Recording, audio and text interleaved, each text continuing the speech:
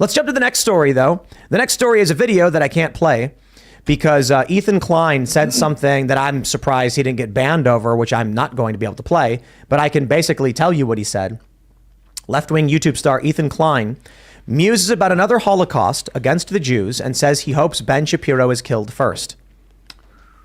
Yeah. It's crazy. What show is this on? It's his show, H3TV. And they cut the feed. Well, that's his producers because he's done stuff like this before where he's gotten suspended and banned for it or strikes. Themselves. Yeah. So I'll without playing what he says verbatim, because look, I think we'd get a strike if we played what Ethan Klein said, YouTube would strike us. Right. You can probably play up right to the point where they cut right there. Nah. You don't think but so? Look, I can do this. I can move it forward. He starts saying it. Yeah. His own producer. Then technical difficulties, please stand by. Because there was another point where he called for an act of terror on Republicans. Right. I'm not exaggerating. Right. He literally said people should, go commit an act of terror. Right. And then he's like, okay, got a little carried away there. Mm-hmm. They bring it back. And then apparently after they bring it back, he just keeps talking. He just says it again. He says it again. Yeah. He clarifies. Yeah. So he was intimating that if there was another Holocaust, Ben should be the first one. He said he hopes it's Ben first. Now, that's something we said before the show. If him and Ben and a few other friends, they were all friends, hanging out in their room, playing cards or whatever, and then he said it as a joke, and they all laughed about, like, Ben's the guy that should get, and there was like, haha. But you don't, on TV, when the guy's not even there to defend him, so that's a crazy thing to say. Right. Yeah.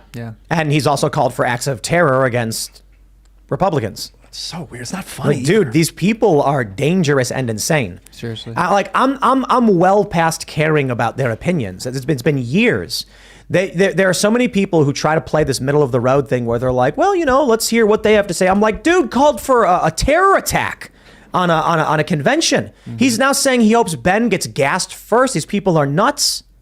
And this is, I don't know if he's going to get banned over this. He won't. I doubt it. Well, he did get a strike from the terror attack one. Yeah, I mean, that one was a direct call to violence. This, I guess, would be a little more indirect. They get the weeds. I don't think he should get a strike. Yeah. My point on this is basically just that the rules are in place because of people like him and other leftists.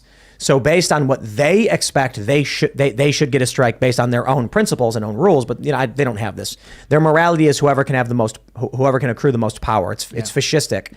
The late David Graeber said that an element of the left has adopted the fascistic tenet of there is no truth but power. And that's clearly on display with people like him. Mm-hmm. When he got a strike for calling for an act of terror, he acted like he was outraged. Oh, are you kidding, dude? Even I think that should have been a strike. I'm all about free speech, but if you tell your audience to go and do murders, I think they should at the very least, be like, hey, we're taking that episode down. You shouldn't do that. Mm-hmm. Well, there you go. This is modern politics for you.